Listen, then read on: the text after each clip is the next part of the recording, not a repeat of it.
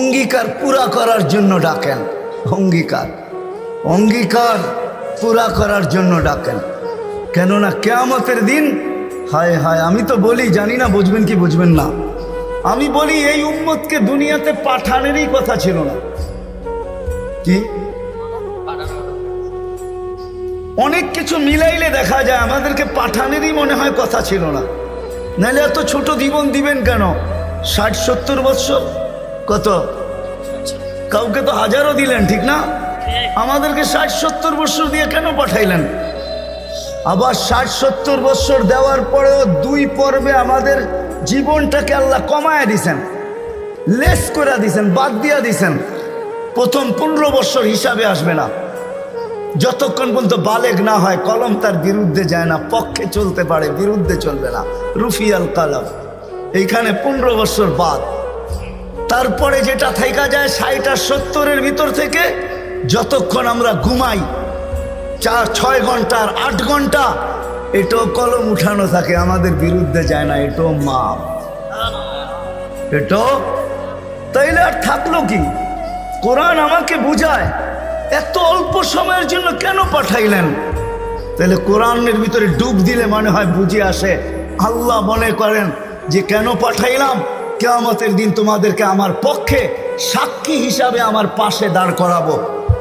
শুহাদা আলান নাস, কিয়ামতের দিন এই উম্মত আল্লাহর পাশে সাক্ষী হিসাবে দাঁড় করাবে আল্লাহ। সমস্ত উম্মতের উপরে আমাদেরকে সাক্ষী হিসাবে দাঁড় করাবে আল্লাহর পাশে। ইনশাআল্লাহ এই উম্মত কিয়ামতের মাঠে দাঁড়াবে না, এই উম্মত স্টেজে দাঁড়াবে। স্টেজে আল্লাহর পাশে স্টেজ লাগানো হবে, ওই স্টেজে এই উম্মত দাঁড়াবে। কেননা আসামি আর সাক্ষী এক জায়গায় দাঁড়ায় নাকি?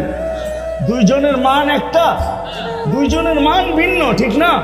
আমরা পাশে, না কোরআন বলতেছে শুহাদা আলান নাস ওয়া ইয়াকুনুর রাসূলু শাহীদান আলাইকুম ওয়া তাকুনু শুহাদা আলান নাস। আমরা সাক্ষী। আল্লাহ বলে কম সময় দিয়া কেন পাঠাইলাম জানো? কিয়ামতের দিন কেউ প্রশ্ন করতে পারে যে এরা যে সাক্ষী হিসাবে দাঁড়াইলো, এরা তো দুনিয়াই দেখে নেয়, তাইলে আবার সাক্ষী হবে তো হবে কি কইরা? ওই দিন যেন আমি বলতে পারি এদের পা উঠায়া দেখো, এরা এখনো দুনিয়ার মাটি লাগানো আছে, যদিও কম সময়ের জন্য। মনে হয় আমাদেরকে দুনিয়া পালানোর জন্য আল্লাহ পাঠাইছেন। অনেক সময় বলে না, আরে আপনার টাইম নাই, তাতে কি আসে যায়, আমার বাড়িটা পাড়ায় চলে যায়। আল্লাহ মনে হয় এই জন্য পাঠাইছেন যেন আমরা দুনিয়াটা পাড়ায় চলে যাই।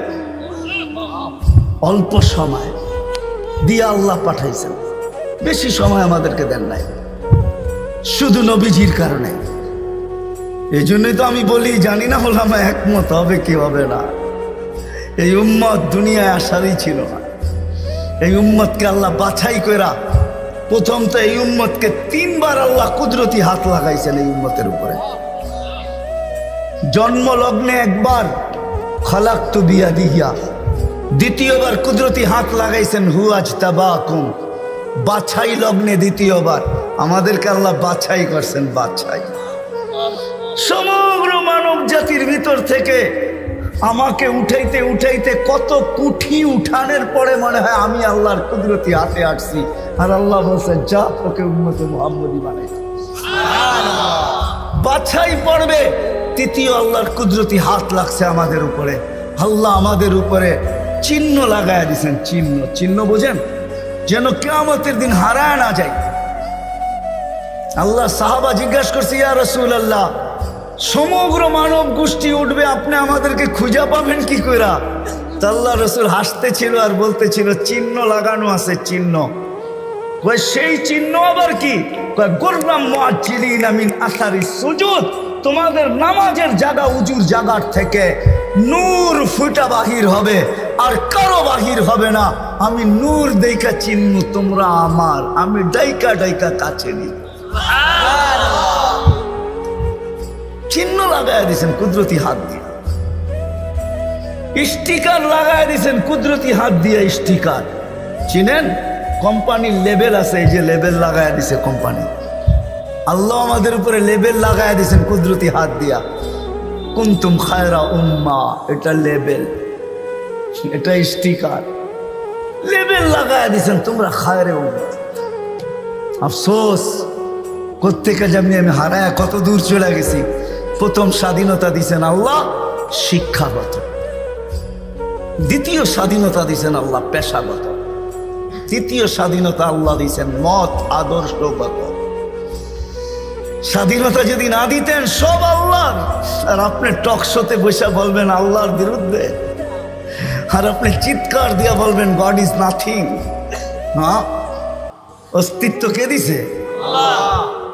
বাক স্বাধীনতা যেটা, মত আদর্শের স্বাধীনতা দিছে আল্লাহ, এই জন্য কিচ্ছু বলে না, শুধু অপেক্ষা করেন অপেক্ষা। কোরআনও বলে ফান্তাযিরু ইন্নী মাআকুম মিনাল মুনতাযিরিন, আমি অপেক্ষা করতেছি তোমরা অপেক্ষায় থাকো। আল্লাহ কিসের অপেক্ষা?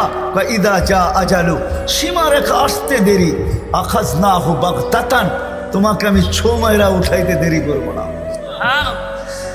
লা তুসআলুন্না আনিন নাঈম, তারপরে তোমাকে একটা একটা জিজ্ঞাসা করব, তারপরে দেখি তুমি যাও কোথায়, কোথায় যাবে তুমি। সত্য এটাই, মত আদর্শের স্বাধীনতা যেটাকে বলে, কি বলে, মত আদর্শের স্বাধীনতা আল্লাহ দিয়েছেন, আদর্শগত স্বাধীনতা, নাইলে নাস্তিক হওয়ার কোনো প্রশ্ন ছিল না। অস্তিত্ব দিবে আল্লাহ, আপনি বলবেন আল্লাহর বিরুদ্ধে, এটা পসিবল ছিল না, ইম্পসিবল। আল্লাহ দেখায় দিয়েছেন 2020-এ, দেখায় নাই? কি দেখাইছে? হ্যাঁ, সারা দুনিয়া, যেই দুনিয়া নিজেকে এত শিক্ষিত মনে করে, এত আপডেট মনে করে, এত এডুকেটেড মনে করে, এত উন্নত মনে করে, এত আধুনিক মনে করে, ওই পুরা দুনিয়াকে আল্লাহ লকডাউন লাগাই দিছে। আপনি বলেন আপনাকে মাস্ক পরায় নাই, আল্লাহ দুনিয়ারে মাস্ক পরায় দিছে, দুনিয়াকে। আপনাকে আমাকে পড়ায় নাই, দুনিয়াকে মাস্ক পরায় দিছে। আল্লাহ বলে আমি আল্লাহ, ইচ্ছা করলে যা খুশি তা করতে পারি। কি এখনো বহুত মানুষ মাস্ক পড়া করে, ঠিক না? হ্যাঁ, পড়ে না? কি কি ভয়ে পড়ে? করুণা এখনো আছে, ঠিক না? আপনারা বলবেন আমরা তো কুমিল্লার মানুষ, 2020-ও পড়ি না, ঠিক না? না পড়তে পারেন, কেননা টেলিভিশনে এত বড় বড় দেখছেন, আর ভাবছেন নাকের ছিদ্র তো এত বড় না, এটা যাবে তো যাবে কোন দিক দিয়া, ঠিক না? এখন যদি প্রশ্ন উঠায় মুখ দিয়া যাবে, কয় সারাদিনই তো পান খাই, বিড়ি খাই, সিগারেট খাই, এটা সেটা খাইতে থাকি, মুখ দিয়া যাবে তো যাবে কোন দিক দিয়া, ঠিক না? হ্যাঁ, এই জন্য নাও পড়তে পারেন। আল্লাহ মত আদর্শের স্বাধীনতা দিয়েছেন। চতুর্থ স্বাধীনতা দিয়েছেন সোসাইটিগত, সমর্থ থাকলে দুনিয়ার যেই কোথাও বাস করতে পারে। আমি চিনি কুমিল্লার অনেক মানুষ যারা আমেরিকাতে বাস করে, আমি চিনি অনেককে কুমিল্লার যারা অস্ট্রেলিয়া বাস করে, যারা ক্যানাডায় বাস করে, আমি চিনি ইউরোপে বাস করে, চিনি, আমি অনেককে চিনি, আমাকেও চিনি। সমর্থ আছে, দুনিয়ার যে কোথাও বাস করতে পারে। আর পঞ্চম স্বাধীনতা, এই ছোট জীবনটা, যেমন স্কুলে খেলার সময় একটা পর্ব হয়, যেমন খুশি তেমন সাজো। আল্লাহ বলে এই ছোট জীবনটায় তুমি যেমন খুশি তেমন সাজতে পারো, তোমাকে কিচ্ছু বলবো না। স্বাধীনতা দিনা, নাইলে কোনোদিন সম্ভব ছিল না। তো কথা ওইখান থেকেই বাহির হয়ে গেছে। যতক্ষণ পর্যন্ত আল্লাহ আল্লাহ রসুলের কাছে আকর্ষণের পাত্র না হব, আর আকর্ষণের পাত্র হব আমলের দ্বারা। কিসের দ্বারা? আর আমল জীবনে আসবে দ্বীনি কথা যত বেশি একাগ্র চিত্তে শুনবো, মনোযোগ সহকারে শুনবো, আর দিলে কাঁদবে, তখনই আমল আসবে। আর আমলের দ্বারা আমি আকর্ষণের পাত্র হব। তখন বংশ কি আল্লাহ দেখবেন না। কুমিল্লার মানুষ, কথা শেষ দিকে চলে আসছি, আমি 6 বার আমি বেলালের বাড়ি দেখছি, 6 বার রাদিয়াল্লাহু তাআলা আনহু। আমি 6 বার ইথিওপিয়া গেছি, 6 বার। এই চোখ থেকে পানি 6 বার ঝরছে, শুধু বাড়ি দেখা, ব্যক্তি তো দেখি নাই, কোত্থেকে দেখবো? সে তো অনেক আগে চলে গেছে, তার দেশের মানুষগুলা দেখছি। কিন্তু একটা অনুমান হয়েছে, একটা এটাকে কি বলে, এতটুকু বুঝতে পারছি যে 1400 বছর আগের বেলাল কেমন ছিল। আজকের মানুষগুলোই যখন পছন্দ হয় না, তো 1400 বছর আগেরটা কেমন হবে? আজকের ইথিওপিয়া আদিস আবাবা রাজধানী, ইউরোপের সাথে টক্কর লাগায় উন্নত হইতেছে, ইউরোপকেও পিছিয়ে রেখা দিতেছে। তাইলে আজকেও যদি মানুষগুলা পছন্দ না হয়, 1400 বছর আগের বেলাল কেমন ছিল? কিন্তু বেলাল যেখানে ওইখানে কেউ নাই। কেমন আকর্ষণের পাত্র, জমিনে চললে জান্নাতে পদধ্বনি হতো, জান্নাতে। আল্লাহর রসুল কানে শুইনা ঈশা বলছে, মা বালু খাইয়া বেলাল, এত বড় আকর্ষণের পাত্র কি করে হইলে? জান্নাতে তোমার পদধ্বনি, তাও আমার আগে আগে। পিছিয়ে হইতো তাইলে মাইনা নিতাম, আমার আগে আগে। দেখতে তো ছিলাম না, তোমাকে পদধ্বনি শুনতে ছিলাম। জিবরিল আলাইহিস সালামকে জিজ্ঞাসা করলাম, আমার আগে কে? তো হাসি দিয়া বলল, আবদুকা বেলাল, আপনার গোলাম বেলাল। আয়েশা বলতেছে, হারেস বিন নোমান, তুমি এত আকর্ষণের পাত্র কি করে হইলা? বলছে, কি ইয়া রাসূলুল্লাহ, জান্নাতে ঘুরতেছিলাম, তুমি তাহাজ্জুদে কোরআন পড়তেছিলা, আমার রাত্রেই সফর ছিল, আমি রাত্রেই পৌঁছে গেছি ওইখানে, আর রাত্রই ছিল, সময়কে আল্লাহ থামায়া দিছিলেন। রাত্র ছিল, জান্নাত ভ্রমণ করতেছিলাম, লাউড স্পিকারে তোমার কোরআন শুনতেছিলাম। জিজ্ঞাসা করলাম, হারেস এইখানে আসলো কি কইরা? তো জিবরিল আলাইহিস সালাম হাইসা বললেন, ডেলি রাত্রে পড়ে আর আমরা শুনি। জিজ্ঞাসা করলাম, এই মর্তবা পাইলো কি করে হারেস? সে কয়, মার পায়ের তুলার বদৌলতে, মার খেদমত করে। আজকালকার সমাজের যুবকরা তো সন্তান মা বাবার খেদমতই করতে চায় না। বললে আবার কুমিল্লার মানুষ রাগ হয়ে যায় কিনা জানি না। হ্যাঁ, কুমিল্লা আসছি এই জন্য মনে ওঠে, হায় ওই দিনের কথা মনে ওঠে যেদিন পুলিশ লাইনের সামনে সন্তান বাপকে গুলি করে মারছে। বুঝা গেছেন না? বুঝা গেল নাই? মারে নাই? বুঝা গেলেন? আমি তো ভুলি নাই আপনাদের এই কাহিনী। কুমিল্লা দিয়ে গেলেই আমার মনের ভিতরে ওঠে যে হায় কোন সমাজে জন্ম নিলাম, কোন দুনিয়াতে আসলাম। আপনাদের এই কুমিল্লা ঘটছে, নেটে সার্চ দেন, দেখেন লেখা আছে, পত্রিকায় উঠছে, মিডিয়ায় আসছে। বাকিগুলা বাদিয়ে দিলাম, ঐশীর কথা বাদিয়ে দিলাম, ঠিক না? ঐশীর কথা বাদিয়ে দিলাম। সন্তান, কোথায় আসলাম আমরা? সন্তান মা বাবাকে গুলি করে, হত্যা করে, হায় হায় হায়। অথচ মার খেদমত করে হারেস বিন নোমান।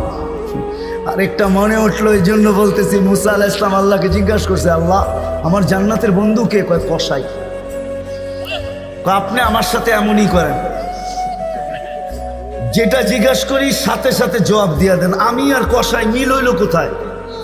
আল্লাহ বলে, সিদ্ধান্ত এটাই, ওয়াকাউলুন আল ফাসাল, আমাদের সিদ্ধান্তই সিদ্ধান্ত। আচ্ছা ঠিকানা দেন, যায় দেখি কি আমল করে। তো যায় দেখে, হ্যাঁ কসাই। সারাদিন গোস্ত বিক্রি করে যখন বাড়ি যাওয়ার পালা আসছে, তো গোস্তের একটা টুকরাকে নিয়া কিমা বানায়া পোটলার ভিতরে নিয়ে দোকান বন্ধ করতেছে। মুসা আলাইহিস সালাম বলতেছে, তোমার বাড়ি মেহমান হওয়া যাবে? অবশ্যই যাবে, কিন্তু শর্ত আছে, আমি ডাইরেক্ট বাড়ি যাব না, আমার সাথে চলো। তো বলছে ঠিক আছে চললাম। যায় ঢুকছে এক ঝুপড়ির ভিতরে, খুব পরিপাটি সুন্দর। কিচেনে যায় ঢুকা রুটি বানাইছে, তরকারি পাক করছে, রুটিকে চুবাইছে তরকারির ভিতরে। তারপরে এক খুনখুনে বৃদ্ধাকে বুকে টেক লাগায় বসাইছে, পিঠ লাগায় বসাইছে, পিঠ বুকের সাথে লাগায় বসায় নেওয়ালা বানায় বানায় খাওয়াইতেছিল। মুসা আলাইহিস সালাম দেখতেছেন, কেননা ওনার অভিজ্ঞতা ছিল খিজির আলাইহিস সালামের সাথে বেশি প্রশ্ন করা, 3 প্রশ্নেই ওয়াকআউট। আল্লাহর রাসূল বলছে, লাউ সাবারা মুসা লা আলিমনা কাসীরাম মিনাল খাইর। মুসা আলাইহিস সালাম যদি আরেকটু ধৈর্য ধরতেন, তাহলে আমরা আরো তথ্য জানতে পারতাম। তো উনি বুঝে গেছেন চুপ থাকাই ভালো, কিচ্ছু জিজ্ঞাসা করেন নাই। যখন খাওয়া দাওয়া শেষ, পরিপাটি শেষ, শোয়া দিয়া এখন বলতেছে, পাশেই আমার বাড়ি, চলো আমার বাড়িতে মেহমান থাকবে। এখন আর চুপ থাকতে পারেন নাই। তো বলতেছে, শোনো এই বৃদ্ধা কে? আমার মা। সকালে যখন যাই তো পরিপাটি করে